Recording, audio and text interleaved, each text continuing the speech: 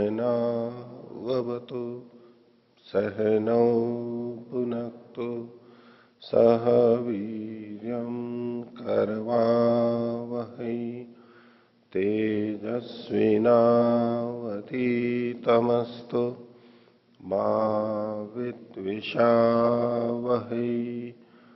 ओम शांति शांति शांति। न्याय दर्शन की 10वीं कक्षा, न्याय दर्शन के प्रथम अध्याय का प्रथम आनिक चल रहा है और उसके 5वें सूत्र को हम देख रहे थे। 5वां सूत्र अनुमान के बारे में है। उसमें अनुमान के 3 भेद बताए गए, पूर्ववत, शेषवत और सामान्यतो दृष्ट, और इनकी एक व्याख्या हमने कल देख ली थी और दूसरी व्याख्या आगे देखेंगे। पिछले पाठ में से किन्हीं को कुछ पूछना है तो पूछ सकते हैं। हाँ। ओम आचार्य जी, मन का इंद्रिय का सन्निकर्ष प्रत्यक्ष में ही होता है, अन्य कहीं नहीं। तो फिर जब योगी समाधि लगाता है तो उस वक्त मन आत्मा में एकाग्र हो जाता है और बाह्य इंद्रिय से मन का कोई संबंध नहीं होता है, और योगी ईश्वर आदि सूक्ष्म पदार्थों का आंतरिक प्रत्यक्ष करता है। तो इसे हम प्रत्यक्ष में कैसे मान सकते हैं? देखिए, 2 बातें आपने मिला दी इसमें। जो आपका मूल प्रश्न था, जो बाद में आपने कहा कि योगियों का जो आंतरिक प्रत्यक्ष होता है वो इस प्रत्यक्ष की परिभाषा में नहीं आता, क्योंकि यहां परिभाषा दी गई है इंद्रियार्थ सन्निकर्षोत्पन्नम ज्ञानम। इंद्रिय का अर्थ से जो सन्निकर्ष होता है उसको प्रत्यक्ष कहते हैं। इंद्रिय से प्रथम दृष्टया तो हम लेते हैं 5 ज्ञान इंद्रियां और उनके 5 विषय संसार की वस्तुएं।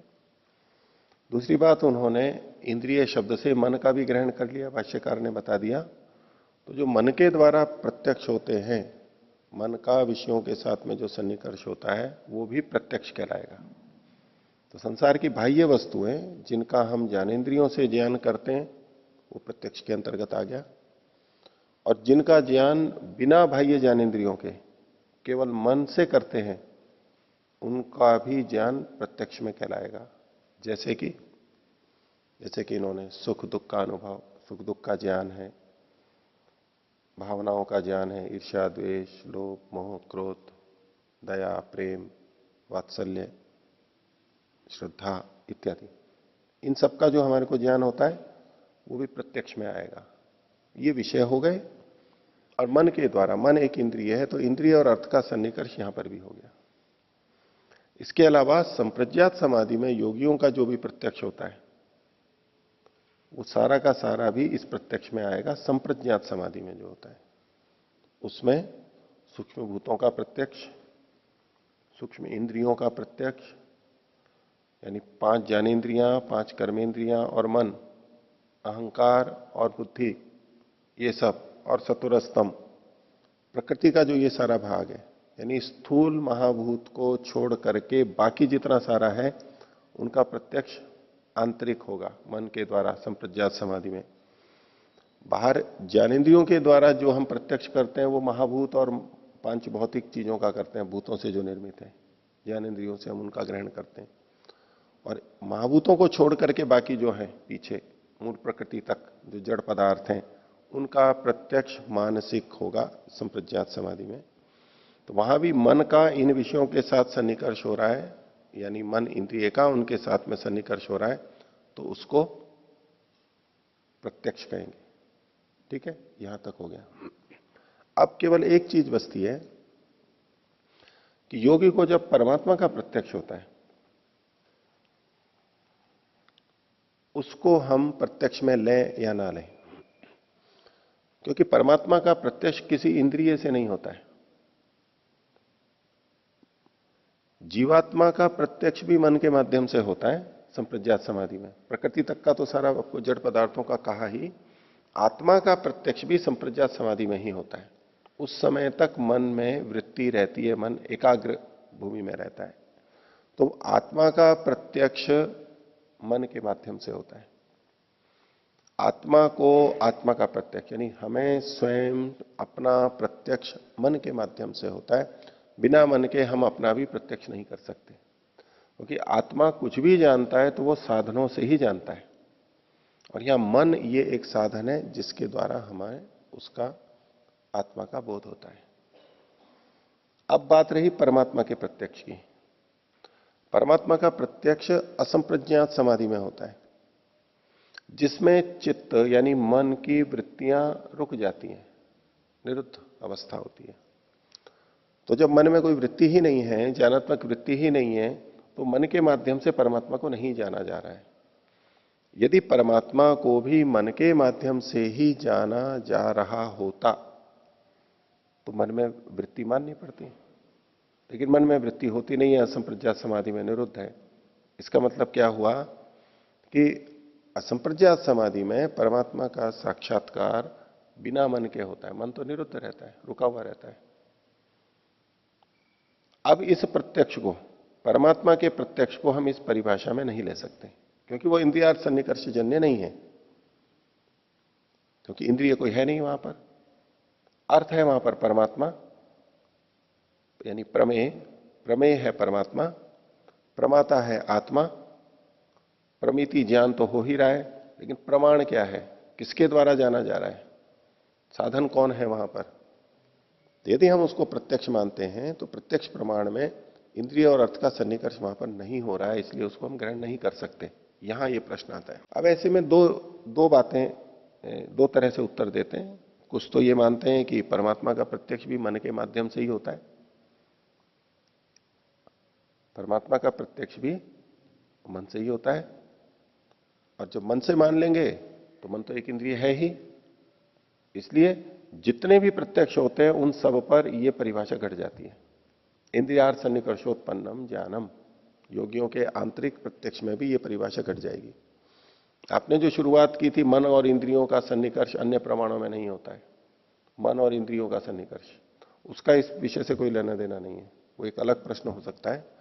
लेकिन अब मन के माध्यम से यदि परमात्मा का प्रत्यक्ष होता है, तब तो वो न्याय दर्शन वाली प्रत्यक्ष की परिभाषा में आ जाएगा।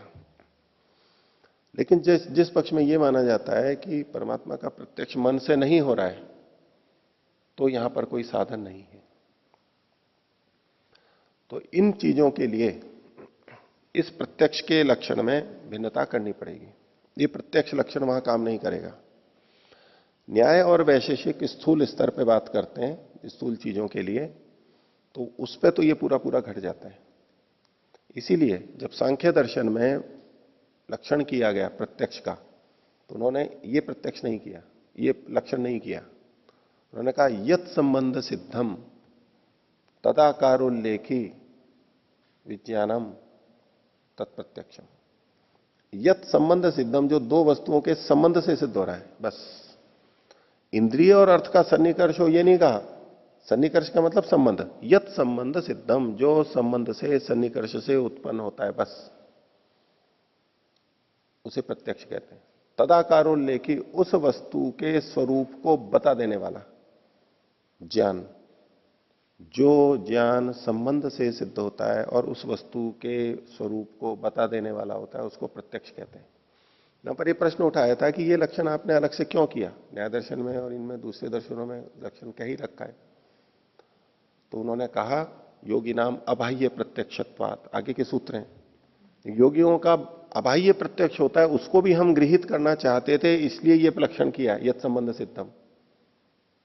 और सूक्ष्म विषयों का, लीन वस्तु लब्धातिशय मात्राद्वा, लीन वस्तुएं हैं जिनका प्राप्ति सहज इंद्रियों से नहीं होती, उनका भी ग्रहण हो सके, इसलिए हमने ये किया है। और वहां पर जब ये इस लक्षण को देखते हैं न्याय दर्शन वाले, तो वो सामान्यतः ज्ञानेन्द्रियों से संबद्ध चीजों को मान करके ही इस लक्षण को देखते हैं कि ज्ञानेन्द्रियों से जो जाना जाता है।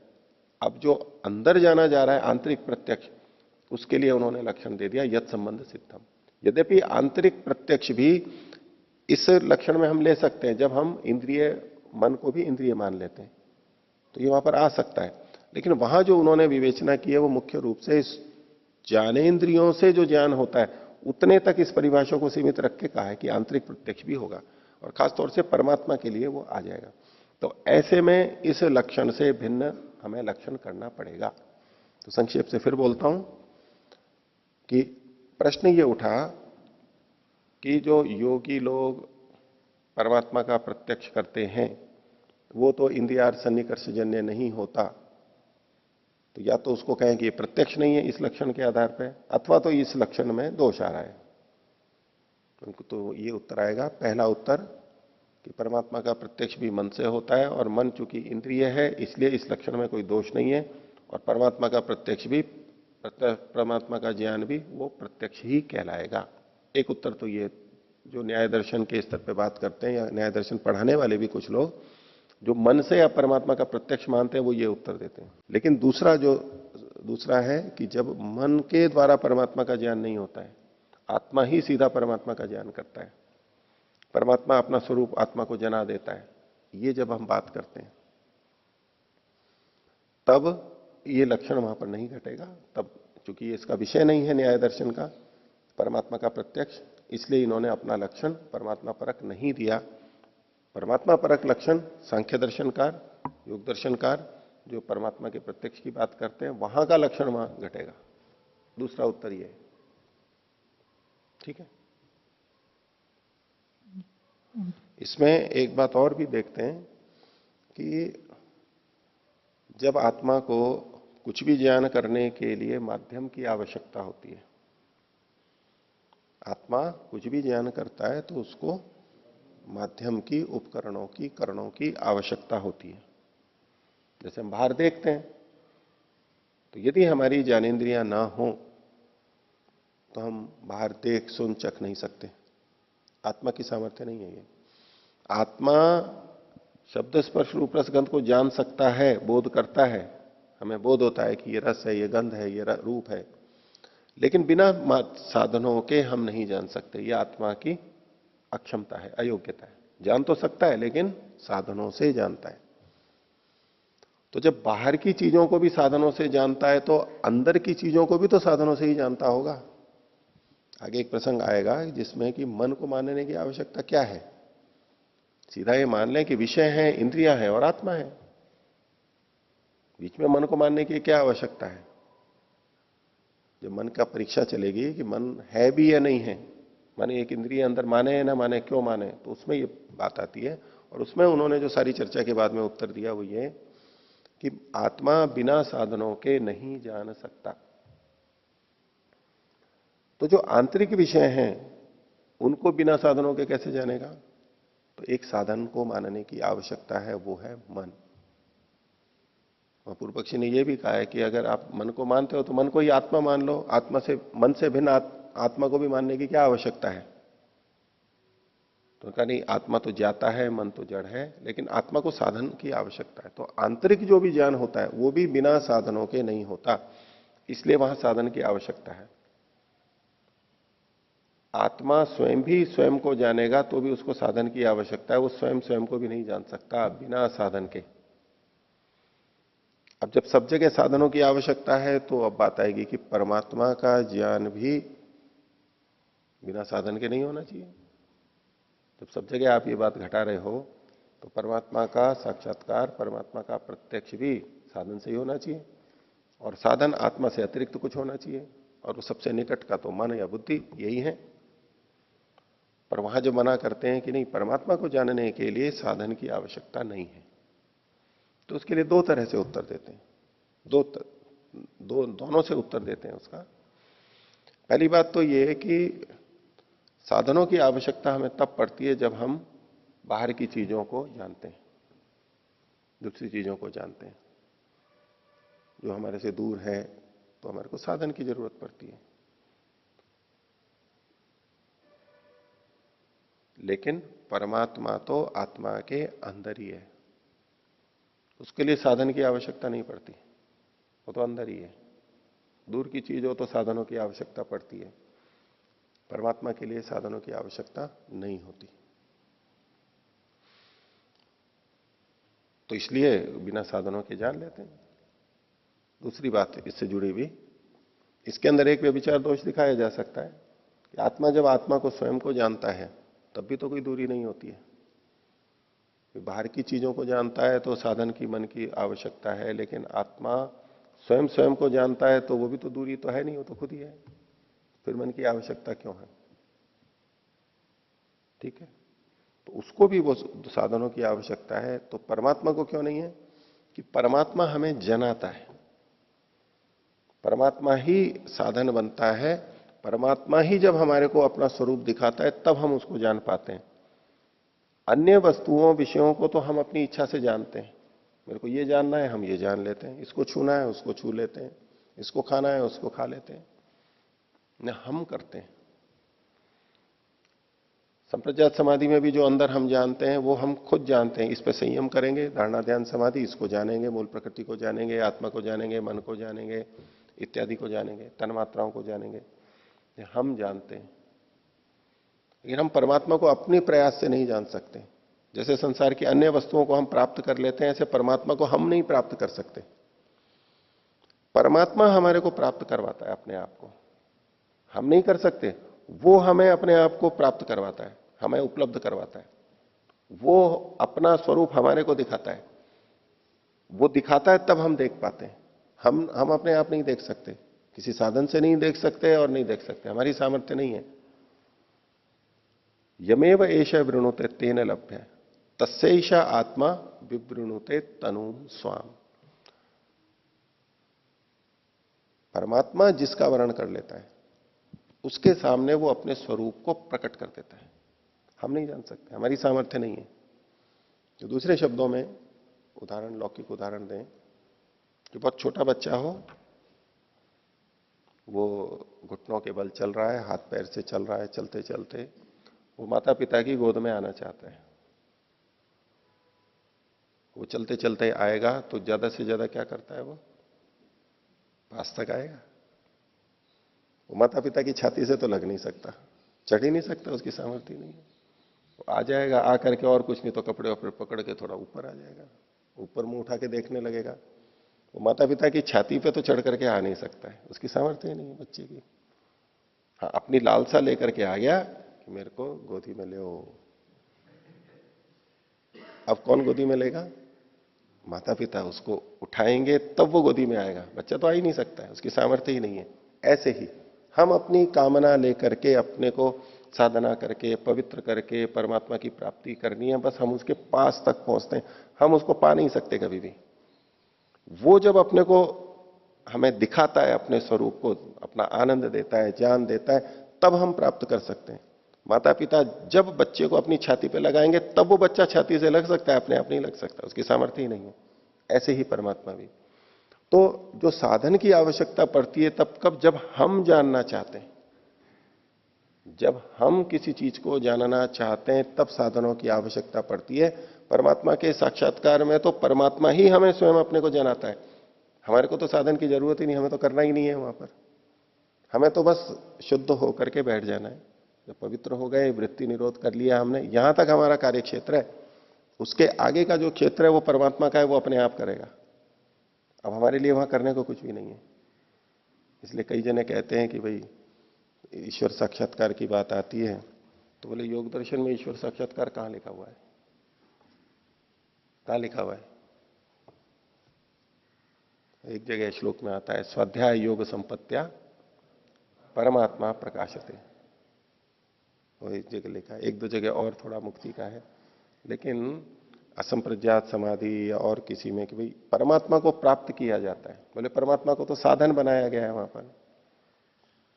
ईश्वर प्रणिधान अथवा ईश्वर प्रणिधान से समाधि की सिद्धि होती है, परमात्मा लक्ष्य के रूप में कहां कहा गया, इस बल्कि उसको तो साधन के रूप में कहा गया। ईश्वर प्रणिधान अथवा तज्जपस तदर्थ भावनम, यानी प्रमेय के रूप में कथन नहीं किया गया वहां पर, साधन के रूप में। तो योग दर्शन में ईश्वर के और प्राप्ति और उसका स्वरूप और वो कुछ नहीं, ये तो लिखा है कि ईश्वर प्रणिधान से समाधि प्राप्त होती है। तो ईश्वर क्या है, तो ईश्वर के बारे में तो बता दिया है, सएष पूर्वेशाम अपि गुरु कालेन अनवच्छेदात् क्लेश कर्म विपाकाशयी अपरामिष्ट पुरुष विशेष ईश्वर, ये सब तो बता दिया। लेकिन उस परमात्मा को प्राप्त करना चाहिए, तो कैवल्य अपवर्ग की बात की गई है। ईश्वर को प्राप्त करना है, या किस माध्यम से ईश्वर को प्राप्त करेंगे, वो कोई उपाय नहीं बताए गए वहां पर। उपनिषदों में तो आता है कि वेद में आ जाएगा, लेकिन योग दर्शन में सीधे सीधे ऐसा कुछ नहीं मिलता है। उसका कारण यही है कि योग दर्शन में वो चीजें लिखी गई जो हमारे प्रयत्न से साध्य हैं। जिन चीजों को हम अपने प्रयत्न से, पुरुषार्थ से प्राप्त करते हैं, जहां तक हमारे पुरुषार्थ का कार्य का क्षेत्र है, केवल वही योग दर्शन में लिखे गए हैं। उसके बाद का जो क्षेत्र होता है वो तो परमात्मा को करना है, हमें कुछ नहीं करना है, वो अपने आप कर देगा। इसलिए परमात्मा को प्राप्त करने में हमें किसी साधन की आवश्यकता ही नहीं है, क्योंकि हम वहां पर हमारे द्वारा कोई प्रयत्न नहीं होना है। उसकी जब मर्जी होगी तब वो हमें अपना स्वरूप दिखाएगा।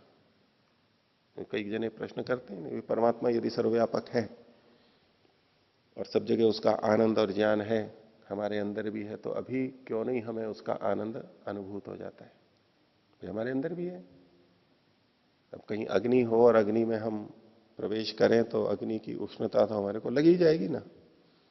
हवा में बैठे तो हवा का स्पर्श तो लग ही जाएगा हमारे को। हम परमात्मा में हैं और परमात्मा का आनंद हमारे को पता नहीं लग रहा है। हम पानी में हैं और पानी से भीग नहीं रहे, ये कौन सी बात हुई? वो तो स्पर्श हो ही जाएगा, लेकिन हमारे को होता नहीं है। तो कारण है कि ये आनंद गुण, ज्ञान गुण परमात्मा का है और वो चेतन है और वो उसके नियंत्रण में है, तो हर किसी को नहीं देता है। जो पात्र हो जाता है व्यक्ति, उसको वो दे देता है। तो इसलिए वहां पर करण की, साधन की आवश्यकता ही नहीं पड़ती है। तो वो यहां पर लक्षण में घटेगा ही नहीं, प्रत्यक्ष में घटेगा नहीं, वो सांख्य आदि के लक्षण से घट जाएगा। बोलिए। ठीक है आचार्य जी, तो फिर मन का जो इंद्रिय से सन्निकर्ष प्रत्यक्ष में हो रहा है, उसी प्रकार तो अनुमान में भी हो रहा है, क्योंकि मन से ही ज्ञान उत्पन्न होकर आत्मा में जा रहा है। हम अर्थ का मन से हो रहा है और वहां पे प्रोसेसिंग हो रही है और प्रोसेसिंग होके फिर जा रहा है, कारण हो या कार्य हो, वहां तो सन्निकर्ष हो ही रहा है। ये आपका दूसरा प्रश्न जो है वो कि ये बात कही गई कि मन और इंद्रिय का सन्निकर्ष केवल प्रत्यक्ष में होता है, अन्य प्रमाणों में नहीं होता। ये समझने की बात है। विषय कुछ तो आपके सामने रखा ही गया था। अगर इसको थोड़ा और स्थूल देखें तो मैं प्रश्न को यूं भी करूं कि इंद्रिय और अर्थ का सन्निकर्ष, ये भी केवल प्रत्यक्ष में कहा गया, इस पर तो प्रश्न नहीं उठा। बोले इंद्रिय और अर्थ का सन्निकर्ष तो अन्य प्रमाणों में भी होता है। बताओ किस प्रमाण में इंद्रिय और अर्थ का सन्निकर्ष नहीं होता है? अनुमान में नहीं, अनुमान में धुएं को देखते हैं ना, इंद्रिय और अर्थ का सन्निकर्ष हुआ। शब्द प्रमाण में है, शब्द को सुनते हैं या अक्षरों को देखते हैं, इंद्रिय और अर्थ का सन्निकर्ष हुआ। तो बात तो वहां भी आएगी कि इंद्रिय और अर्थ का सन्निकर्ष केवल प्रत्यक्ष में ही क्यों है, अन्य प्रमाणों में क्यों नहीं? उपमान में भी जब हम देखेंगे, नीलगाय को देखेंगे तो पता लगता है कि हाँ ये उस जैसा प्राणी है, तो बोले नीलगाय है। तो हर जगह कुछ ना कुछ इंद्रिय और अर्थ का सन्निकर्ष है। लेकिन यहां क्या देखना है हमारे को? इंद्रिय और अर्थ का सन्निकर्ष, जिस अर्थ का ज्ञान हो रहा है उसके साथ इंद्रिय और अर्थ का सन्निकर्ष नहीं होता है अन्य प्रमाणों में। प्रत्यक्ष प्रमाण में जिस विषय का ज्ञान हो रहा होता है उसी विषय से इंद्रिय का सन्निकर्ष होता है। इसलिए अन्य प्रमाणों में जो इंद्रिय अर्थ का सन्निकर्ष दिखाई दे रहा है वो वास्तव में उन प्रमाणों का सीधा सीधा अंश नहीं है, वो तो वहां प्रत्यक्ष का भाग है, इसलिए वहां पर इंद्रिय अर्थ सन्निकर्ष हो रहा है। अब आत्मा, मन और इंद्रिय के बीच का जो सन्निकर्ष है उसको आपने कहा ये अनुमान में भी होता है। अनुमान में कैसे होता है?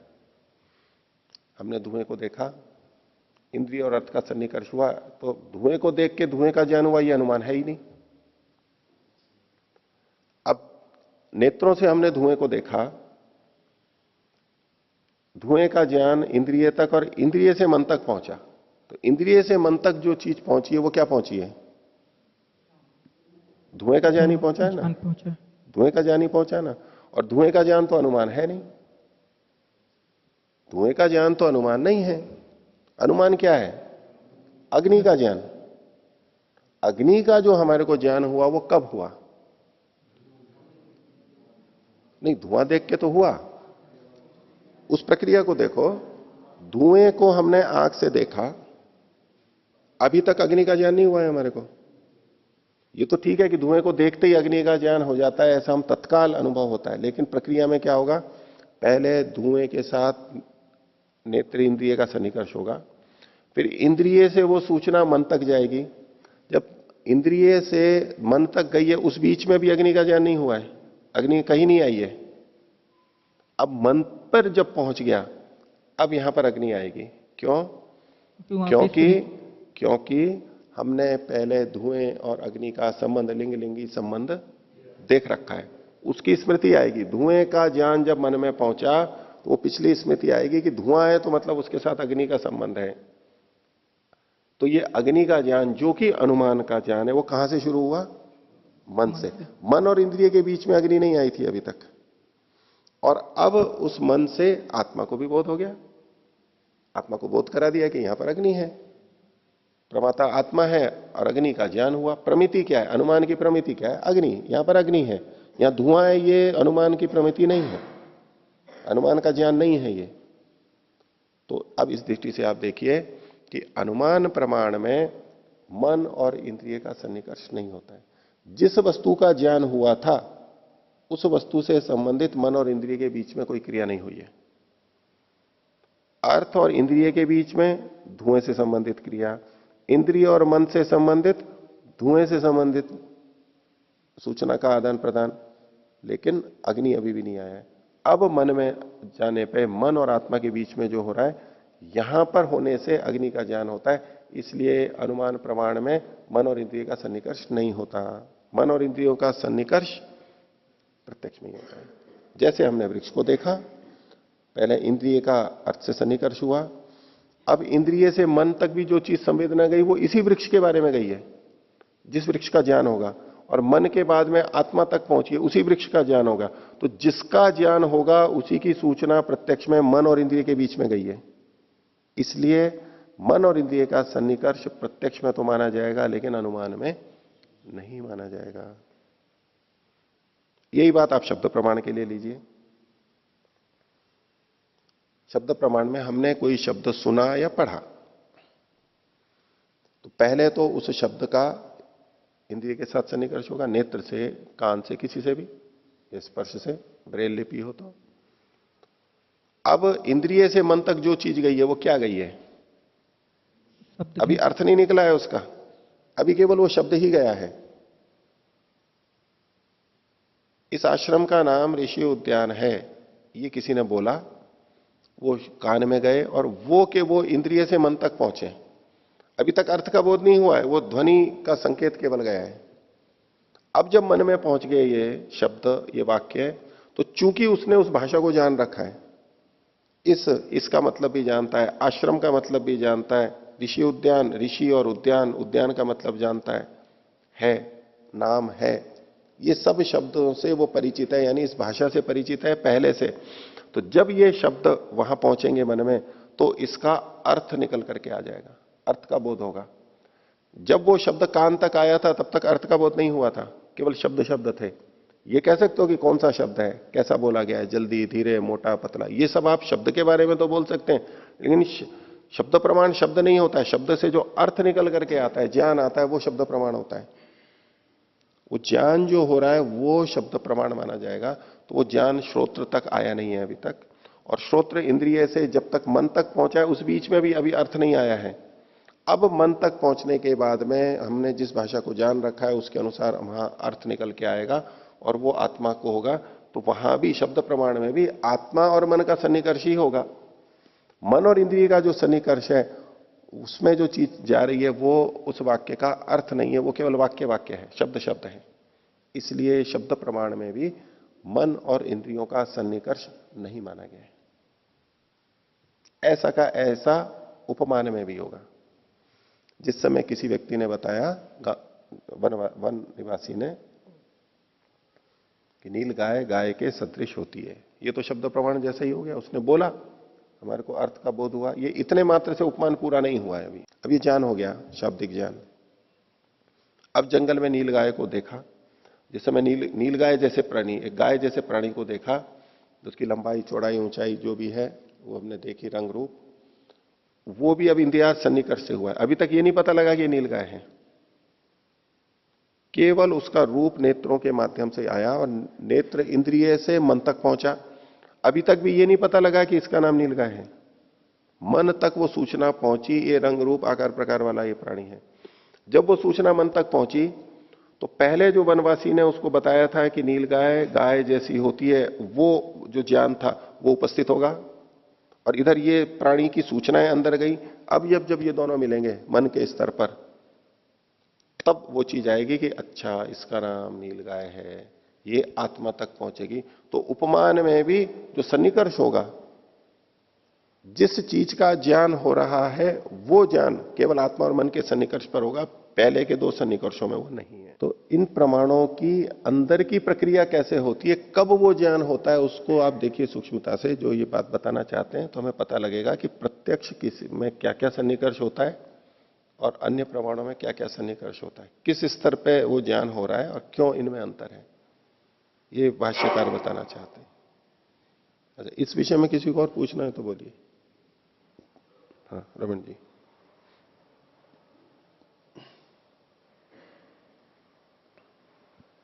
ओ, अभी जो आपने अनुमान प्रमाण में इंद्रिय सन्निकर्ष की बात जो उन्होंने पूछी थी राजीव जी ने, उसके समाधान में आपने ऐसा भी कहा था कि जो धुएं से अग्नि का जो अनुमान रूप ज्ञान होता है वो आत्मा और मन के बीच में होता है। तो उस बोलो। मन और आत्मा के सन्निकर्ष से होता है, तो वहां पे भी वही बात तो आई जाएगी कि इंद्रिय और अर्थ का सन्निकर्ष तो हो ही जाएगा वहां पे भी। नहीं नहीं नहीं, इंद्रिय और अर्थ का सन्निकर्ष कहां हुआ है वहां पर? अर्थ क्या है? अर्थ क्या है वहां पर? आत्मा नहीं, आत्मा नहीं है। नहीं, धुआं नहीं है, अग्नि। भाई अनुमान प्रमाण से जाना किसको हमने? प्रमाण से हम किसी अर्थ को जानते हैं, प्रमेय को जानते हैं ना। प्रमेय क्या होता है? जिसको प्रमाण से जाना जाता है। अब यहां हम अनुमान प्रमाण को ले रहे हैं, तो इस उदाहरण में अनुमान प्रमाण से किसका ज्ञान हुआ है? अग्नि का। अग्नि का ज्ञान हुआ। अग्नि का किस इंद्रिय से सन्निकर्ष हुआ है? न तो ज्ञानेंद्रियों से सन्निकर्ष हुआ। और आप मन के स्तर पर कहोगे तो मन से भी नहीं, मन के स्तर पर केवल ज्ञान हुआ। लिंग लिंगी का संबंध पहले देख रखा था, धुएं और अग्नि का संबंध, उसकी स्मृति आई है। संस्कार थे, हमने पहले देख रखा था, संस्कार थे, अंदर ज्ञान था, वो स्मृति आएगी। आगे एक प्रकरण आएगा कि स्मृति कितनी कितनी तरह से होती है, स्मृति के कारण कितने सारे, बहुत सारे कारण गिनाए। ऐसे भी स्मृति होती है, ऐसे भी स्मृति होती है। स्मृति का विषय आगे विस्तार से आएगा। तो उसकी हमारी स्मृति हो जाएगी बस। इसको ये नहीं कहते कि इंद्रिय का अर्थ से सन्निकर्ष हो गया। इंद्रिय का अर्थ से सन्निकर्ष नहीं हुआ है, इसीलिए तो यह अनुमान है। यदि जिसका ज्ञान हो रहा है उससे इंद्रिय का सन्निकर्ष हो रहा होता, चाहे भाई ज्ञानेन्द्रियों का चाहे मन का, तो प्रत्यक्ष में चला जाता। वो प्रत्यक्ष ही कहलाता। प्रत्यक्ष और अन्य प्रमाणों का ये एक भेद एकदम स्पष्ट कर लीजिए। अगर ये बिंदु आपको है तो आप इस तरह के प्रश्नों का उत्तर दे सकते हैं। प्रत्यक्ष प्रमाण में उस वस्तु का ज्ञान होता है जिस वस्तु के साथ इंद्रियों का सन्निकर्ष भी होता है। जिसके साथ इंद्रियों का सन्निकर्ष हो रहा है उसी का ही ज्ञान होता है, उसी का ही ज्ञान होता है, ये प्रत्यक्ष में अंदर। और जब बाकी तीनों प्रमाणों में जिसके साथ इंद्रिय का सन्निकर्ष हो रहा है उसका नहीं, उससे संबंधित किसी बात का ज्ञान होता है। ये अन्य प्रमाणों में और प्रत्यक्ष में अंतर है। ठीक है, और किसी को कुछ पूछना है? पूछिए। फिर मन और आत्मा का सन्निकर्ष कैसे होगा? कैसे होगा? ईश्वर की व्यवस्था है, प्रकृति की व्यवस्था है। जैसे शब्द प्रमाण से हमने शब्द को जाना, हाँ उस अर्थ को तो साक्षात नहीं जाना, हाँ। तो उसको मतलब उसमें बोला है ना कि अन्य प्रमाणों में मन और आत्मा का सन्निकर्ष होता है, हाँ और इंद्रिय का और मन का नहीं होता। फिर उसको कैसे ले लेंगे हम? शब्द प्रमाण में हाँ जी। शब्द प्रमाण में हमने वाक्य सुना, जैसे मैं उदाहरण दे रहा था, इस आश्रम का नाम ऋषि उद्यान है, ये शब्द हमने सुना, तो कान में जब तक है वो तब तक अर्थ नहीं आया है, अभी इसका शब्द है। और श्रोत्रेंद्रिय से मन तक जब पहुंचा है वो, तब भी केवल शब्द शब्द का अर्थ नहीं आया है अभी, क्योंकि यहां कोई वो तंत्र नहीं है। अब मन में जब वो शब्द पहुंचे, मन में पहले से हमारे को उस भाषा के संस्कार हैं, इस शब्द का ये अर्थ होता है। जब वो शब्द पहुंचे तो वो अर्थ वहां पर हमारे को बोध हो जाएगा, मन के स्तर पर। मन में पहले अर्थ प्रकट होगा, और वो मन जब आत्मा के साथ सन्निकर्ष करेगा तो वो अर्थ आत्मा को भी पहुंच जाएगा और हमें ज्ञान हो जाता है। स्मृति मन का विषय है, मन का गुण है, मन के द्वारा होती है स्मृति, उसी में संस्कार रहते हैं। मन मतलब यहां सब चीजें अंतःकरण की आ गई, बुद्धि मन सब आ गया, तो स्मृति मन के माध्यम से होती है। तो बाहर का शब्द अंदर संकेतक होगा उस अर्थ का, उस शब्द के द्वारा वो अर्थ वहां पर स्मृति में प्रकट हो जाएगा। अब वो अर्थ मन का जब आत्मा से सन्निकर्ष होगा तो वो अर्थ आत्मा तक भी पहुंच जाएगा, आत्मा को बोध हो जाएगा, ऐसा होगा। मन से आत्मा तक अर्थ का सन्निकर्ष होगा, अर्थ जाएगा, बस मन से आत्मा तक अर्थ जाएगा, दोनों ही चीजें जाएंगी। अगर आप ये कहना चाहें अर्थ तो जाएगा ही, अगर आप शब्द का ज्ञान कहें तो वो शब्द का ज्ञान भी पहुंचेगा। इस व्यक्ति ने क्या वाक्य बोला था, इस व्यक्ति ने कौन सी भाषा का प्रयोग किया, इस व्यक्ति ने इस शब्द को धीरे धीरे बोला, देर से बोला, मोटी आवाज है, पत्ती आवाज है, ये जो प्रत्यक्ष रूप में ज्ञान हो रहा है ये भी आत्मा तक पहुंचेगा। हाँ पूछिए। ये प्रश्न संख्या 31 पर, हाँ। हिंदी भाषा अनुच्छेद 2। यह जो बाह्य इंद्रियों से पदार्थ के अनिश्चय पूर्वक मन से निश्चय नहीं होता, वह विशेष ज्ञान की अपेक्षा करने वाला विरुद्ध कोटि वाला आप ज्ञान। हिंदी में पढ़ रहे हैं? नहीं, ये 2 शब्द है ना इसमें। नहीं, आप संस्कृत का भाग पृष्ठ 31 पर दूसरा अनुच्छेद, हिंदी वाला है आचार्य जी। हाँ, तो मैं यही पूछ रहा हूं ना आपको। अगर आप ये बोल रहे हो दूसरा अनुच्छेद तो आप हिंदी वाला, मैं हमेशा जब भी आप बोलोगे मैं संस्कृत वाला ही समझूंगा। नहीं बोला था अगर हिंदी वाला तो हिंदी वाला।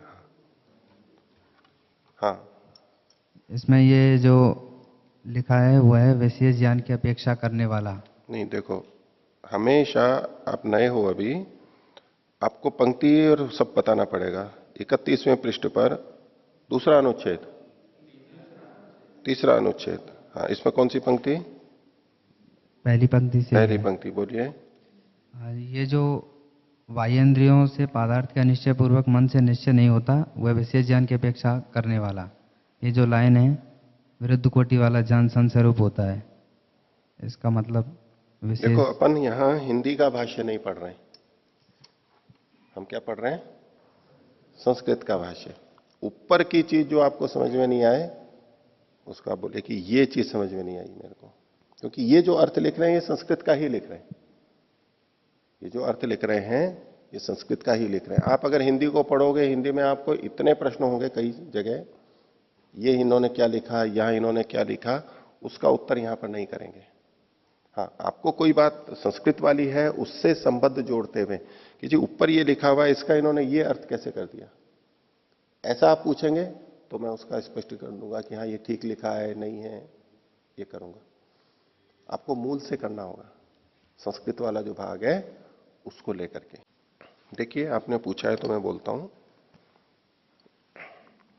यह जो बाह्य इंद्रियों से पदार्थ के अनिश्चय पूर्वक मन से निश्चय नहीं होता है, इसको पहले तो आप ये समझिए। ऊपर इन्होंने एक बात लिखी थी कि ये जो अनिश्चय या संशय है ये कहां पर होता है। एक प्रश्न आपसे करें कि ये अनिश्चय या संशय कहां पर होता है? मन में होता है, ठीक है, मन में होता है। तो इसका मतलब यह हुआ कि इंद्रिय और अर्थ के सन्निकर्ष में तो अनिश्चय नहीं था, और जब अर्थ और इंद्रिय के बीच में अनिश्चय नहीं था तो इंद्रिय और मन के बीच में भी अनिश्चय नहीं होगा, क्योंकि बाहर अर्थ और इंद्रिय के बीच में जो चीज थी वो की वही तो इंद्रियों से मन तक पहुंची है, और मन तक वो सूचना पहुंच गई तो मन में अनिश्चय हो गया। तो हमें क्या प्रतीति होती है? मन में अनिश्चय होता है। तो उसको ये स्पष्टीकरण कर रहे हैं, बता रहे हैं कि ये अनिश्चय केवल मन के स्तर पर नहीं होता है, ये अनिश्चय इंद्रिय और अर्थ के सन्निकर्ष के स्तर पर भी होता है, क्योंकि हमें वो चीज स्पष्ट दिखाई नहीं दे रही है। प्रकाश कम है, ये रस्सी है या सांप है, हमारे से दूर है या प्रकाश कम है या हमारे नेत्र कमजोर है, कुछ भी है, लेकिन जो शुरुआत है, अंदर का जो अनिश्चय है, उसका मूल कारण इंद्रिय और अर्थ के सन्निकर्ष का ठीक तरह ना होना है, यानी वहीं से अनिश्चय शुरू हो गया है। तो इंद्रिय और अर्थ का जो सन्निकर्ष है वो अनिश्चय है, वहां पर अभी स्पष्ट नहीं। अनिश्चय का मतलब है यहां पर स्पष्ट नहीं है, पूरा पूरा सन्निकर्ष नहीं है। और वो का वो जो अस्पष्ट ज्ञान था वो ही इंद्रिय से मन तक गया है, और मन तक चूंकि अपूर्ण ज्ञान पहुंचा है, इसलिए मन में अनिश्चय है या संशय है। ये बात समझ में आई? अब पंक्ति देखिए, यह जो बाह्येंद्रियों से पदार्थ के अनिश्चय पूर्वक, बाह्येंद्रियों का अन्य विषयों से पूरा निश्चय यानी स्पष्ट ज्ञान नहीं हुआ, ये अनिश्चय पूर्वक यानी पहले वो होगा, उससे अनिश्चय पूर्वक मन से निश्चय नहीं होता है। इस कारण से मन से भी निश्चय नहीं होता है। वह विशेष ज्ञान की अपेक्षा रखने वाला, संशय हमेशा विशेष ज्ञान की अपेक्षा रखता है। ये रस्सी है या सांप है, जिस समय आपको संशय होता है उस समय क्या इच्छा करती है जानने की? भाई आपको कैसे निश्चय होगा कि ये रस्सी है या सांप है? रस्सी है तो उसके लिए क्या आप चाहोगे? विशेषता। क्या विशेषता? नहीं, प्रकाश तो चलो, प्रकाश तो एक माध्यम बनेगा। आपको क्या चीज दिख जाए तो आप कहोगे कि नहीं ये रस्सी है, और आपको क्या चीज, क्या लक्षण दिख जाए, धर्म दिख जाए तो आप कहोगे कि ये सांप है। तो उसमें बट लगे हुए रहते हैं। रस्सी का स्वरूप अलग होता है ना, सांप में तो वैसे बट नहीं दिखेंगे, वो चिकनापन रहेगा उसका। रस्सी लगभग एक जैसी होती है, सांप पीछे से पतला होगा, आगे का भाग भी कुछ अलग होगा, आंख दिखाई दे जाएगी, कुछ चमक दिखाई, कुछ ना कुछ तो अंतर होगा ना। तो हमें जिस समय भी ये लगता है ये कौन है, ये सांप है या रस्सी है, तो हमारे अंदर एक इच्छा रहती है कि कुछ ऐसा विशेष लक्षण दिख जाए जिससे हमें यह निर्णय हो सके कि या तो ये रस्सी है या तो ये सांप है। ये जो विशेष लक्षण की इच्छा मन में बनी रहती है, यही विशेषापेक्षा है, विशेष धर्म की अपेक्षा हमारे को बन जाती है उस समय। ठीक है? ये नोट असली है या नकली है? ये रुपए असली है या नकली है, ये संदेह पैदा हो गया, तो कैसे निर्णय करेंगे फिर? भाई असली नोट की जो पहचान होती है वो विशेष धर्म, उस विशेष की अपेक्षा। अच्छा वो चीज है या नहीं है, वो चीज मिली, हाँ ये असली है, वो चीज नहीं है तो ये नकली है। विशेष की अपेक्षा हमेशा रहेगी। तो बाह्य इंद्रिय, यह जो बाह्य इंद्रियों से पदार्थ के अनिश्चय पूर्वक मन से निश्चय नहीं होता है, वह विशेष ज्ञान की अपेक्षा रखने वाला और विरुद्ध कोटि वाला ज्ञान संशय रूप होता है। विरुद्ध कोटि वाला मतलब दो विपरीत ज्ञान। सर्प और रस्सी विपरीत ज्ञान है। ये ईश्वर है या नहीं है, ये दो विपरीत ज्ञान हो गए, होना या ना होना। ये वृक्ष है या पुरुष है, ये विपरीत ज्ञान होना। दो तरह के ज्ञान वहां पर होंगे, विपरीत ज्ञान यानी भिन्न ज्ञान। ये सारी बात संशय में होती है, संशय का स्वरूप। मन और इंद्रियों में क्या अंतर है? मन और इंद्रिय में क्या अंतर है, आप बताइए। एक एक बताइए, एक अंतर बताइए। औरों से पूछूंगा जो पहले बता चुके हैं जिस अंतर को, उससे भिन्न अंतर आपको और बताना है। एक अंतर बताइए।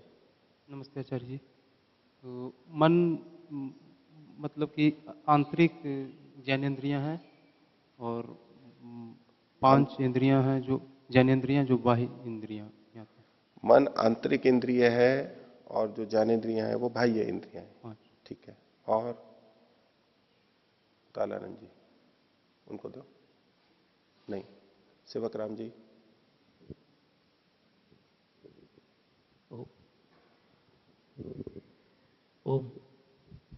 इंद्रियां भौतिक हैं, ये मन अभौतिक है।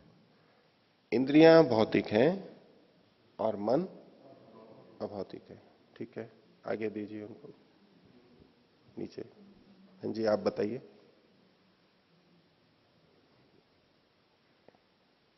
ओम आचार्य जी।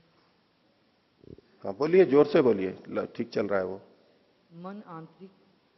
वो बता चुके, मन आंतरिक है। जो बता चुके हैं उससे अतिरिक्त बताइए। हाँ जी, चलिए आदेश जी। आचार्य जी, मन निश्चयात्मक है, निश्चय करता है, इंद्रियों से निश्चय नहीं होता। मन निश्चय करता है, ठीक है। ये आप और दूसरी मतलब यहां की दृष्टि से बोलिए, यहां जो न्याय दर्शन में बातें लिखी है ना, यहां जो कुछ अंतर बताया है ना इन्होंने, उनको केंद्रित रख करके बोलिए। हाँ योगेंद्र जी।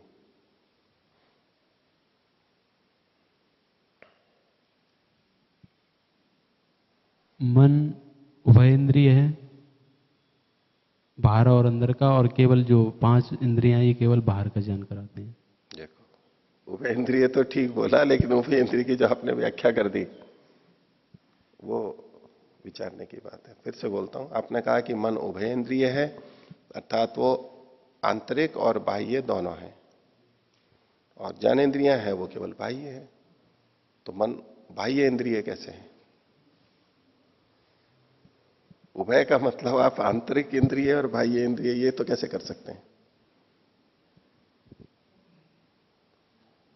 उभय इंद्रिय का मतलब, हाँ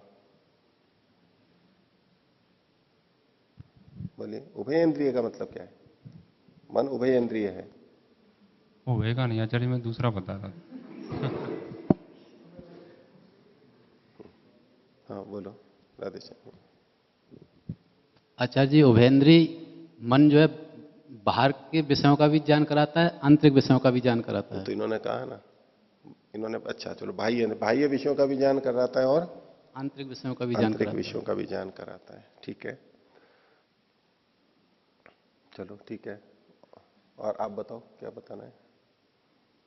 इंद्रियों का अपना मुख्य एक ही विषय होता है, और मन सर्वेंद्रिय है, वो सर्व विषय में सभी सब विषय विषय का होता है ये इसके लिए शब्द क्या है? इंद्रियां एक एक विषय की वाली हैं, मतलब नियत विषय वाली। नियत का मतलब होता है निश्चित, भाई ये इससे यही जाना जाएगा और कुछ नहीं, इस खिड़की से यही चीज मिलेगी आपको, दूसरी नहीं।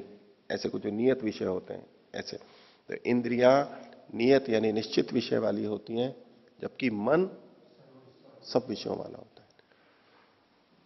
तो हम न्याय दर्शन प्रथम अध्याय प्रथम आन्निक और 5वां सूत्र जो कि अनुमान का था कि तथा तत्पूर्वकम त्रिविधम अनुमानम पूर्ववत शेषवत सामान्यतो दृष्टम च,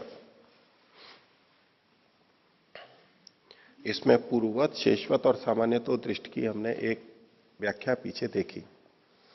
पूर्ववत का मतलब है कारण को देख करके जान करके कार्य का अनुमान कर लेना, यह पूर्ववत कहलाता है। शेषवत है कार्य को देख करके कारण का अनुमान कर लेना, ये शेषवत है। न्याय दर्शन का एक मुख्य विषय है अनुमान। अनुमान सबसे बड़ा यहां का विषय है, जिसकी व्याख्या सबसे ज्यादा ये करते हैं, विवेचना और बहुत प्रयोग करते हैं।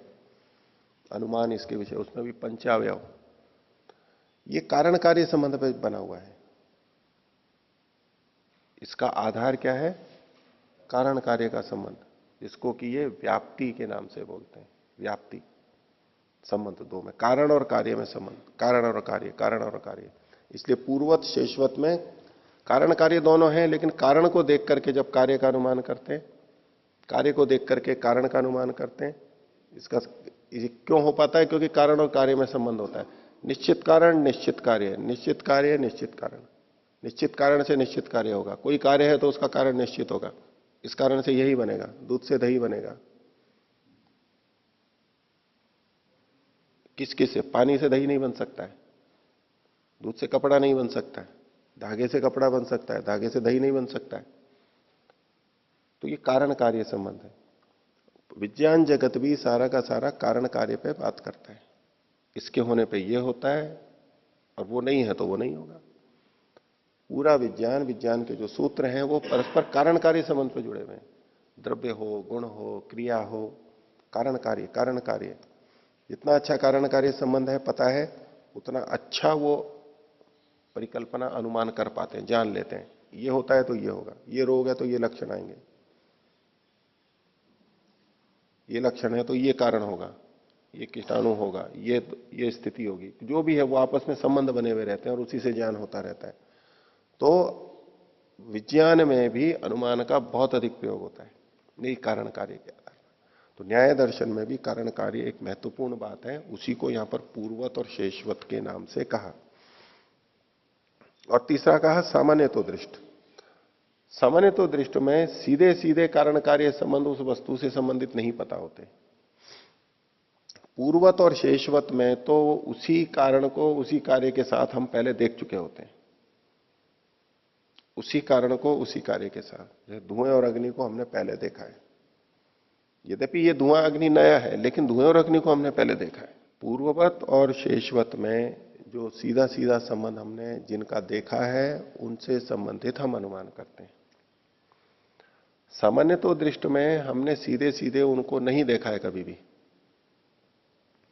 लेकिन फिर भी हम वहां पर अनुमान कर लेते हैं, क्योंकि अन्यों में हमने वो देखा है। जैसे यहां पर इन्होंने व्रज्या पूर्वक, कल मैं प्रव्रज्या बोल रहा था, व्रज्या ही ठीक है यहां पर, व्रज्या पूर्वकम अन्यत्र दृष्टस्य अन्यत्र दर्शनम। अब इसमें अन्यत्र दृष्टस्य कस्य, अन्य जगह देखे गए किसकी, उसमें कोई निश्चित व्यक्ति या वस्तु नहीं है कोई भी। अन्यत्र दर्शन किसका, किसी का भी, वो गति पूर्वक व्रज्या पूर्वक होता है। अब मान लो यहां पर आदित्य या किरणों की बात है, तो किरणों का गमन हमने कभी नहीं देखा, लेकिन फिर भी हम कह सकते हैं कि ये इससे स्थान पर आए तो गमन ही हुआ है इसका।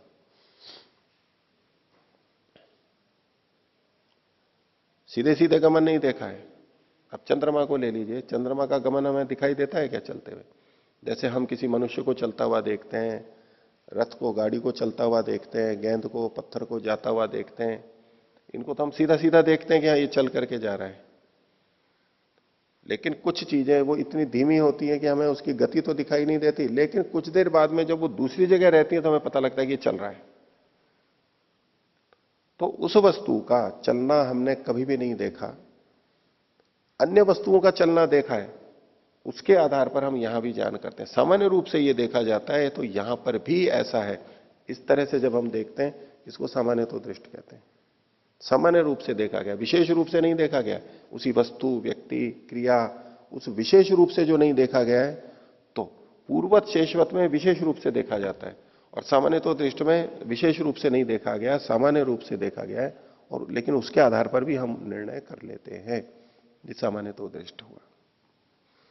तो ये जो पूर्ववत और शेषवत थे हमने किया था, तो इसमें हमने वाला अर्थ लेकर के, मतुप का वाला अर्थ लेकर के किया था, पूर्व वाला, बाद वाला। अब ये अगली व्याख्या कर रहे हैं भाष्यकार स्वयं। तो 34वें पृष्ठ पर संस्कृत की सबसे नीचे वाली पंक्ति से, अथवा पूर्ववदिति। अब यहां पर पूर्ववत शब्द तो वही है, लेकिन अर्थ इसका है पहले वाले के समान। वत का मतलब है यहां पर समान, वाला नहीं, समान, पहले के समान, पूर्ववत। उसको खोल रहे हैं, यत्र यथा पूर्वम प्रत्यक्षम प्रत्यक्ष भूतयो, यथा पूर्वम प्रत्यक्ष भूतयो अन्यतर दर्शनेन अन्यतरस्य अप्रत्यक्षस्य अनुमानम यथा धूमेन अग्नि इति। जैसा पहले देखा था वैसा। पूर्ववत का पहले भी धुएं और अग्नि का उदाहरण दिया गया था, वहां कारण पूर्व कार्य को देख करके कारण का अनुमान। तो धुएं को देख रहे हैं हम, ये पूर्ववत हुआ नहीं, ये तो शेषवत हुआ। अग्नि, धुआं तो कार्य है, कार्य को देख के कारण का अनुमान ये हो रहा है सीधे सीधे देखते हुए। लेकिन यदि देखते, अब इसका अर्थ यूं करेंगे, जैसा पहले मैंने देखा था पूर्ववत। कैसे?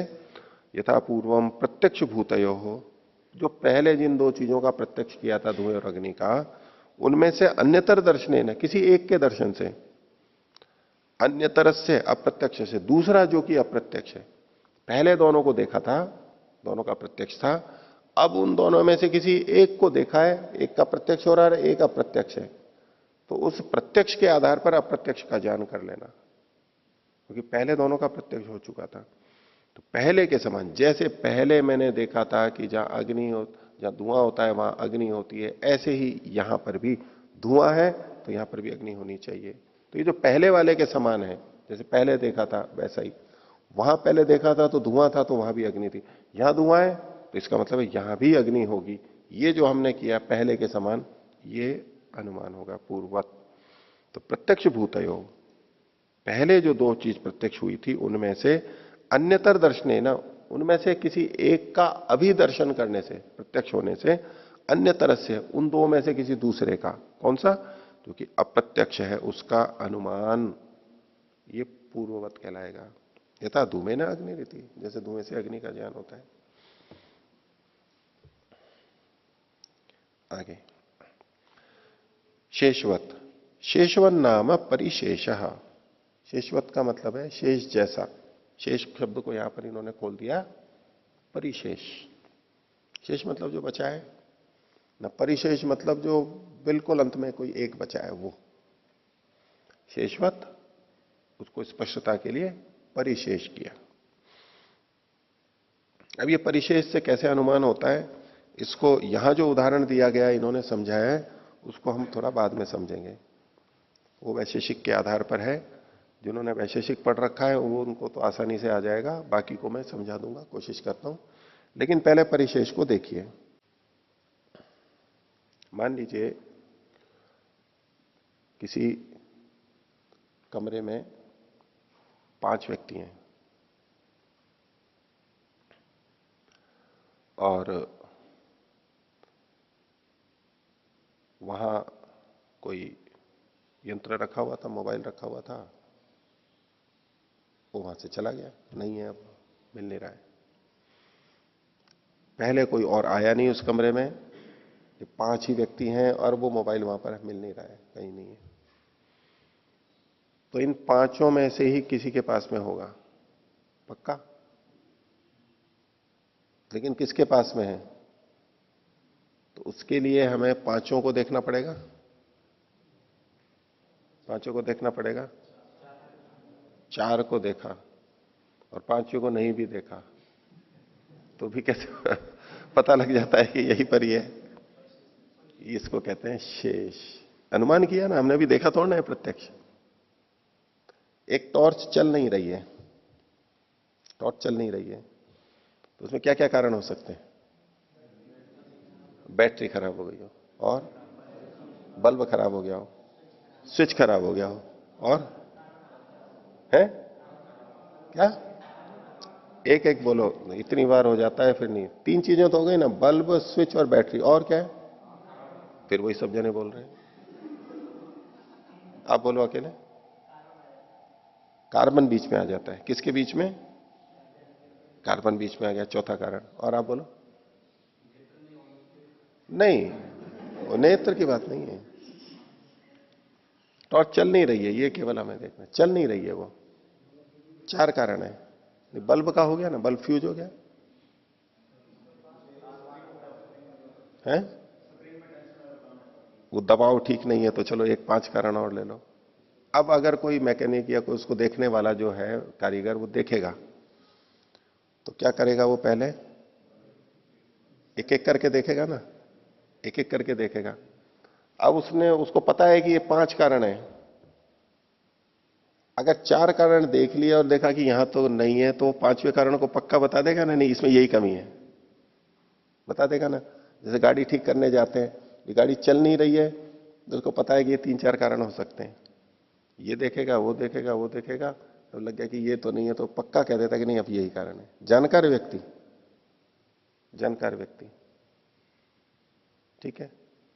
तो अब कई बार जैसे बिजली नहीं चलती है, चली जाती है, तो क्या कारण है, या तो ट्यूब खराब है, या तो तार खराब है, प्लग खराब है, या तो स्विच बंद है, खराब है।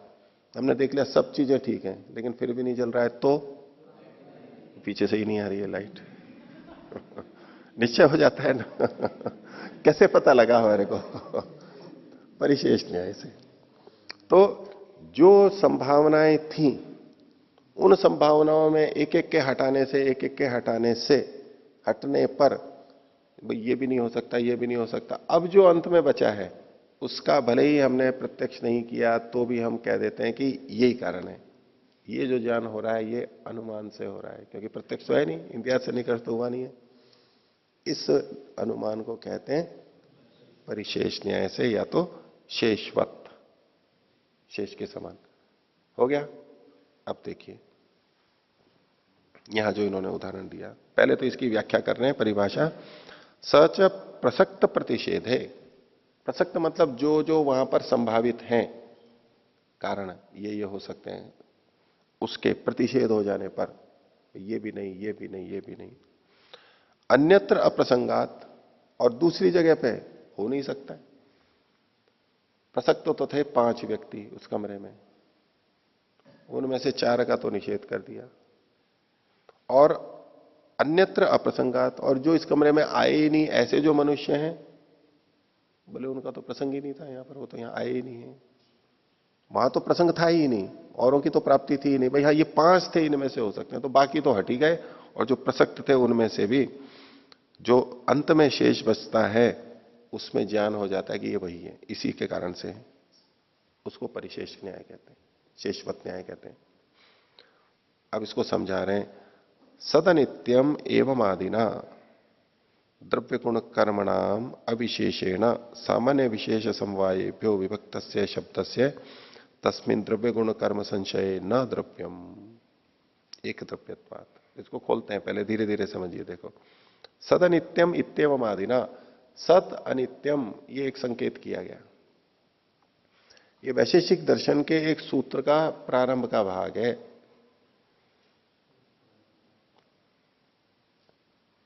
उस सूत्र में द्रव्य गुण और कर्म के साधर्म्य को बताया गया है, समान धर्मता। ऐसे धर्म जो कि द्रव्य गुण कर्म तीनों में होते हैं। सदा नित्यम, ये सूत्र है वैशेषिक का 1:1:8। सदा नित्यम जो सत्तात्मक होता है और अनित्य होता है, सदा नित्यम द्रव्यवत, द्रव्य वाला होता है। कार्यम कारणम, कार्य होता है, कारण होता है, और सामान्य विशेषवदिति द्रव्य गुण कर्मणाम अविशेष। ये जो पूरा सूत्र है इसको संकेतित कर रहे हैं। ये जो लक्षण था द्रव्य गुण कर्म में, ये समानताएं होती हैं। तो सदा नित्यम इत्यवम आदिना, इस सूत्र के द्वारा, इस लक्षण के द्वारा द्रव्य गुण कर्मणाम अविशेषेण, द्रव्य गुण और कर्म के ये अविशेष हैं, यानी ये सारे धर्म द्रव्य गुण कर्म तीनों में मिलते हैं। लेकिन सामान्य विशेष समवायभ्यो विभक्तस्य शब्दस्य, शब्दस्य को यहां पर लेंगे, शब्द के विषय में चर्चा है कि ये जो लक्षण हैं ये शब्द में घट रहे हैं द्रव्य गुण कर्म की तरह से, लेकिन सामान्य विशेष और समवाय से ये अलग हैं। सामान्य विशेष समवाय में ये लक्षण नहीं घटते। वैशेषिक में 6 पदार्थ मानेंगे, द्रव्य गुण कर्म सामान्य विशेष और समवाय। तो सामान्य और विशेष समवाय है, ये तो अप्रसक्त है, अप्रसंग है, इनके तो यहां प्राप्ति ही नहीं है। ये तो नित्य है, ये तो प्राप्ति ही नहीं है। यहां पर प्राप्ति किसकी है? केवल द्रव्य गुण और कर्म की। तो प्रश्न ये उठा रहे हैं कि शब्द जो होता है, शब्द वो द्रव्य होता है या गुण होता है या कर्म होता है? शब्द क्या है? तो जिन्होंने पढ़ रखा है वो तो सीधे बोल रहे हैं कि भाई गुण है, लेकिन उसको परिशेष न्याय से यहां पर ये निकाल रहे हैं। शब्द द्रव्य है, गुण है या कर्म है? आपने कहा कि गुण है, तो द्रव्य क्यों नहीं है? द्रव्य क्यों नहीं है? तो इस लक्षण के आधार पर ये कुछ लक्षण हैं जो द्रव्य गुण कर्म में सामान्य रूप से मिलते हैं।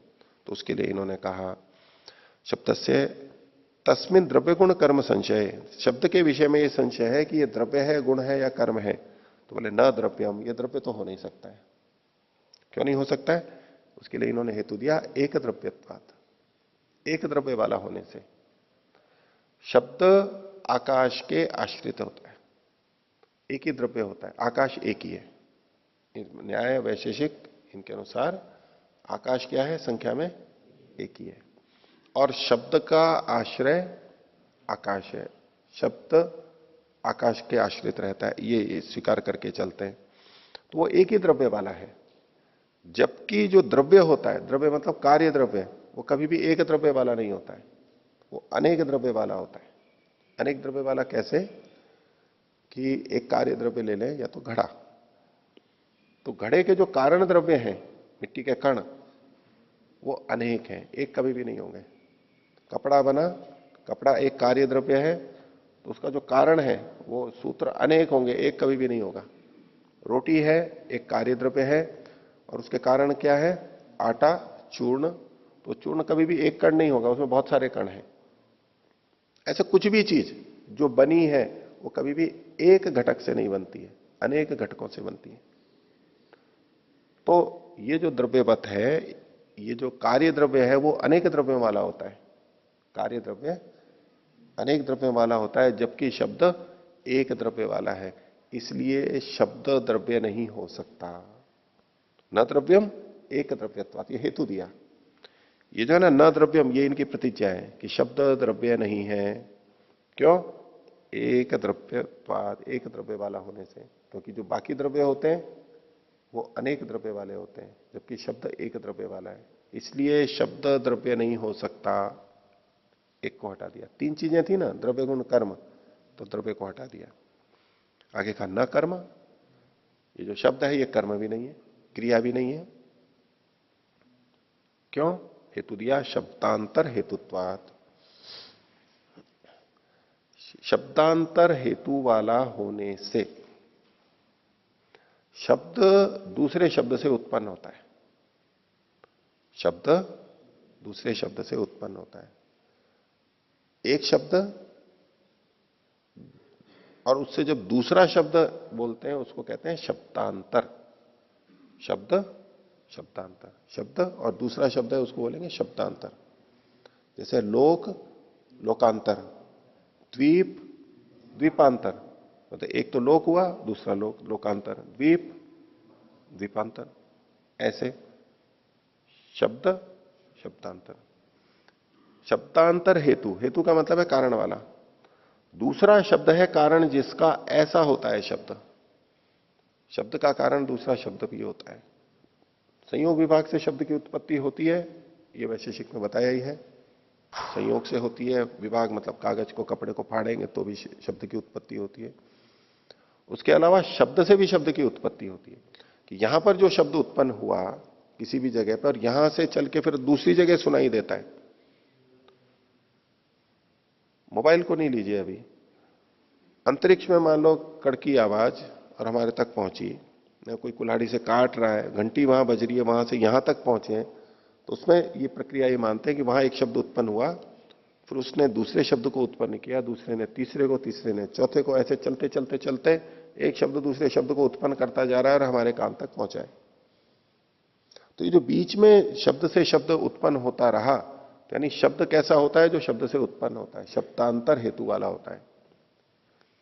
तो शब्द तो शब्दांतर हेतु वाला है, इसलिए यह कर्म नहीं हो सकता, क्योंकि कर्म शब्द से उत्पन्न नहीं होता है। कर्म शब्द से उत्पन्न नहीं होता है, लेकिन शब्द शब्द से उत्पन्न होता है। इससे पता लगा कि शब्द कर्म नहीं है। तो शब्द न द्रव्य है, उसका हेतु है एक द्रव्यत्वात्, और न कर्म शब्दांतर हेतुत्वात्। दो को हटा दिया, तीन ही तो प्रसक्त थे, द्रव्य गुण कर्म। यस्तु शिष्यते स्वयं इति शब्द से गुणत्व प्रतिपत्ति। तो जो बचा हुआ है, बचा हुआ क्या है? गुण है।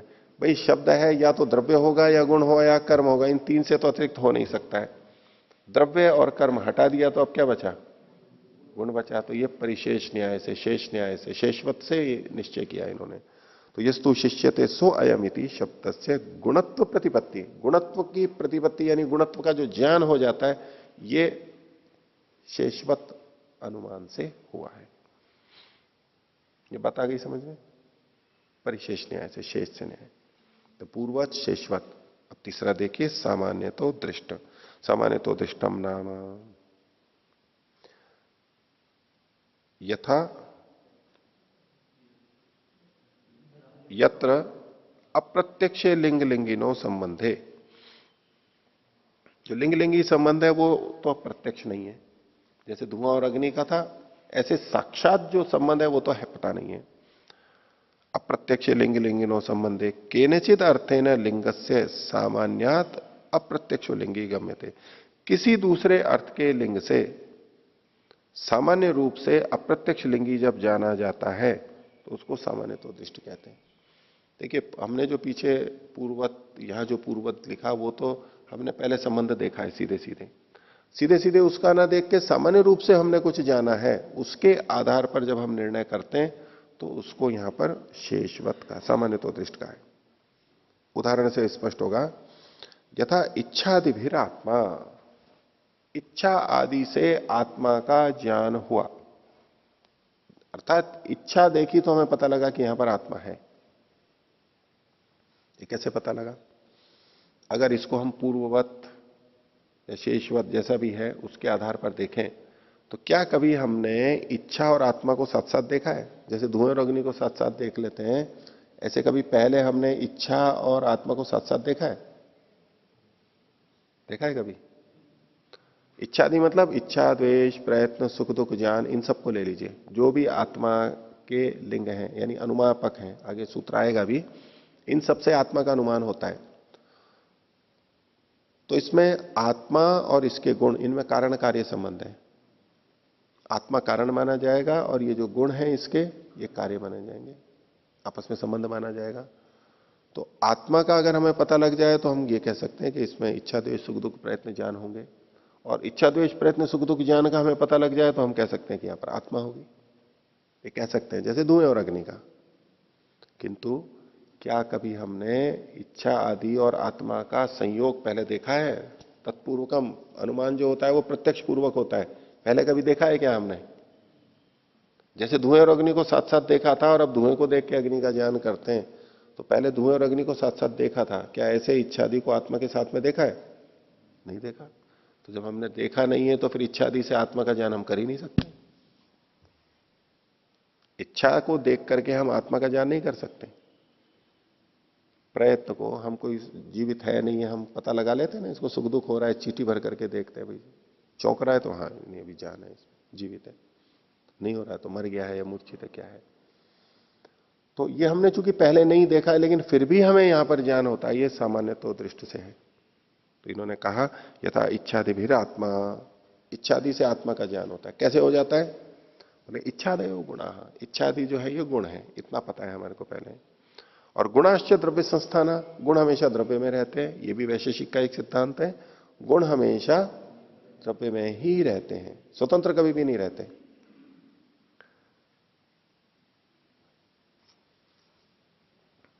तद्यत एशाम स्थानम स आत्मा इति, तो जो इन गुणों का स्थान है, इच्छा आदि गुणों का जो स्थान है वह आत्मा है। तो इन इच्छादि गुणों को देख के जो आत्मा का ज्ञान हो जाता है ये अनुमान है। और इसको सामान्य तो दृष्टि में इसलिए रखा कि पहले कभी इन दोनों को हमने साथ साथ नहीं देखा था। पूर्ववत नहीं कह सकते, ये जो दूसरी व्याख्या है उसकी दृष्टि से कि हमने पहले कभी देखा था, पहले कभी देखा ही नहीं हमने, लेकिन फिर भी हम अनुमान कर रहे हैं। तो अनुमान कैसे किया? सामान्य तो दृष्टि कि गुण हमेशा द्रव्य में रहता है, ये भी गुण है तो ये भी किसी द्रव्य में रहेंगे, तो ये गुण जिस द्रव्य में है उसी को आत्मा कहते हैं, ये हमें पहले से पता लग गया, इससे कह सकते हैं कि यहां पर आत्मा है। तो ये जो अनुमान हुआ, ज्ञान हुआ हमारे को, इन इच्छादि गुणों को देख करके जब आत्मा का ज्ञान हम करते हैं तो ये सामान्य तो दृष्ट अनुमान से किया जाता है।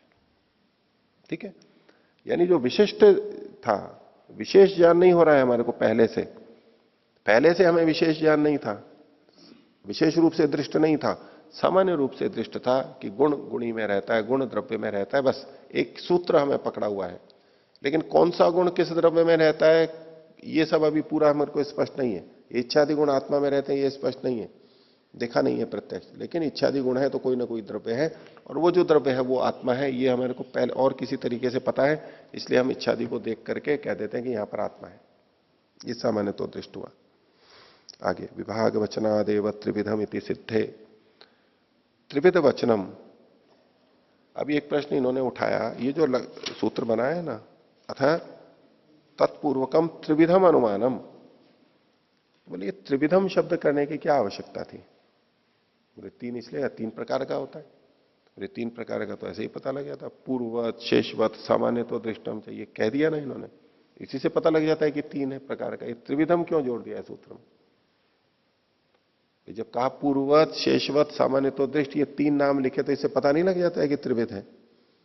ये सूत्र में त्रिविधम क्यों कहा है? व्यर्थ कर पढ़ दिया ना। यही तो प्रश्न है कि विभाग वचनात् एवं त्रिविधम इति सिद्धे। विभाग वचन मतलब पूर्ववत, शेषवत, सामान्य तो, ये विभाग वचन है, उसका नाम नाम कथन है विभाग वचन, उससे ही ये त्रिविध है। ये सिद्ध होने पर भी त्रिविध वचनम, फिर भी त्रिविध का कथन करना क्यों है? तो बोले महतो महान विषय से न्याय से, ये जो बहुत बड़े विषय वाला ये न्याय है। न्याय क्या है? बहुत बड़े विषय वाला है। बड़े होते हैं उनके लिए बड़ी ही चीजें होती हैं सारी की सारी। नहीं, बड़े होते हैं तो बड़ा घर, बड़ी गाड़ी, पगड़ी भी होगी तो बड़ी होगी, मूछें होंगी तो बड़ी होगी, जूते होंगे तो बड़े होंगे, और कपड़े होंगे तो कपड़े भी बड़े बड़े होंगे, जो भी है मतलब। तो बोले कि महतो महान विषय से, महाविषय से न्याय से। और चूंकि वैसे तो न्याय तो पूरा प्रमाण है, प्रमाणैरर्थ परीक्षणम न्याय, लेकिन अनुमान उसमें भी विशेष है, तो इसलिए उसका तो लगी सा सूत्रेण उपदेशात, एक छोटे से सूत्र से उसका उपदेश अगर करें तो परम वाक्य लाघव मन्यमाना, इसमें तो बहुत ही छोटा हो जाएगा। ये इसके अनुमान की गरिमा के अनुरूप नहीं है, इतने छोटे से सूत्र में बता दिया जाए। तो लगी ऐसा सूत्रेण उपदेशात परम वाक्य लाघव मन्यमानस्य अन्यस्मिन वाक्य लाघवे अनादर। पहले ही छोटे से सूत्र में बताया है, अब ये और कम कर देते तो ये तो और छोटा सूत्र हो जाता। त्रिविध को इतना उनको सहन नहीं हुआ, इसकी तो थोड़ी इसकी गरिमा रखनी चाहिए। तो बोले तथा च अयम अस्य इत्थम भूतेन वाक्य विकल्पेन प्रवृत्तः। तो तथा च अयम अस्य, ये इत्थम भूतेन वाक्य विकल्प, ये इतना है बस, ये तीन ही प्रकार का है, ये इसको पक्का करने के लिए कि पूर्ववत, शेषवत, सामान्य तो दृष्ट, उसमें भी कोई शब्दों को तोड़ तोड़ करके पूर्ववत, शेषवत, सामान्य तो और दृष्टि, इसको 3, 4, 5 ना कर ले कोई, वो सब तो त्रिवेद बस तीन ही प्रकार का होता है। उसको इत्थम भूत, इतना ही होता है, ऐसा वाक्य विकल्प है ना, वाक्य के वैचित्र से यहां पर ये प्रवृत्त हुआ। और भी जगह ऐसा देखा जाता है, कहां का? सिद्धांते छले शब्दादिशु च बहुलम समाचार शास्त्रे, इस प्रकार और भी जगह कई बार करते हैं ये। तो एक तो सिद्धांत में भी इन्होंने ऐसा किया, और छल में भी ऐसा किया, और शब्दादि में भी ऐसा किया। तो उसको भी देख लेते हैं। तो सिद्धांत का जो है ये 27वां सूत्र निकालिए, पृष्ठ 74।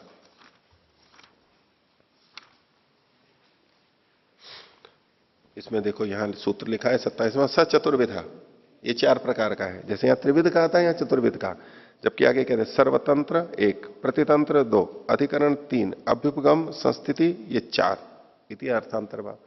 यहां पर 4 नाम फिर भी लिख दिए गए विभाग वचन से, फिर भी चतुर्विध कह दिया गया, जैसे यहां त्रिविध कहा गया था। छल का निकालिए 1, 2, 11, दूसरे अन्य का 11वां, पृष्ठ संख्या 115, 115 पर ऊपर ही सूत्र है। तत्र विधम, वो 3 प्रकार का होता है, ये भी त्रिविध कहते हैं। जबकि आगे कहते हैं वाक छलम, सामान्य छलम, उपचार छलम चैती, तो तीनों जगह छल छल छल शब्द लिखा हुआ है, इसमें तो वैसे भी भ्रांति नहीं हो सकती। तो जब विभाग वचन कर ही दिया है तो फिर त्रिविध क्यों कहा? यहां पर भी ऐसा कहा। और शब्दादिशु च 1, 1, 8 निकालिए, 40वां पृष्ठ।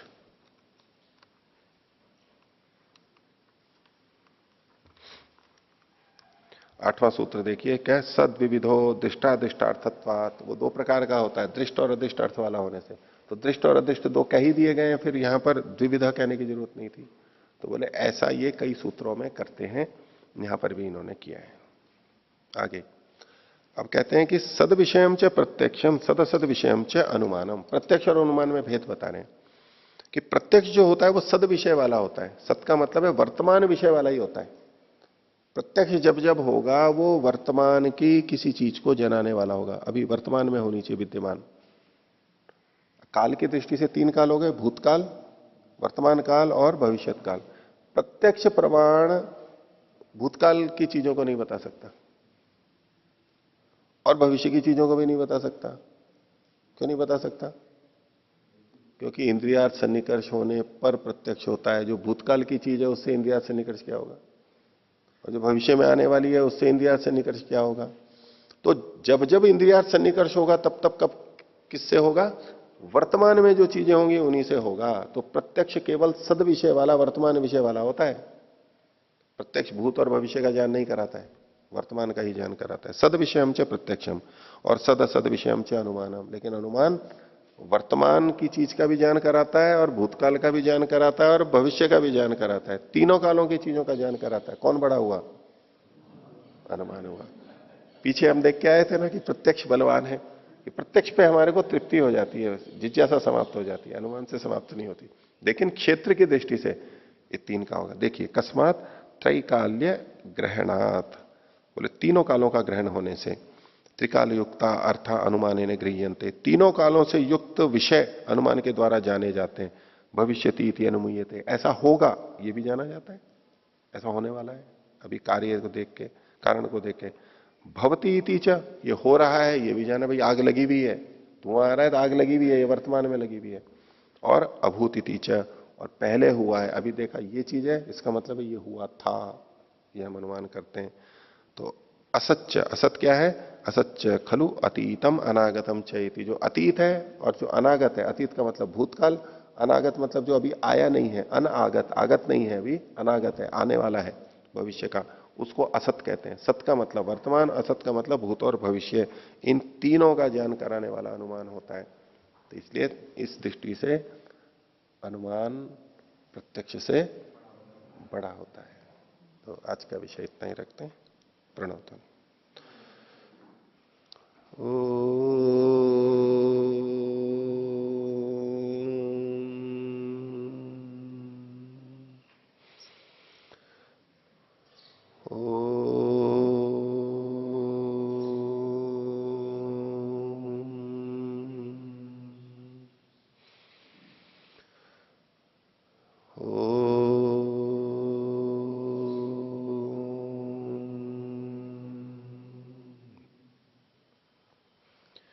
सभी को सादर अभिवादन। ओम शांति।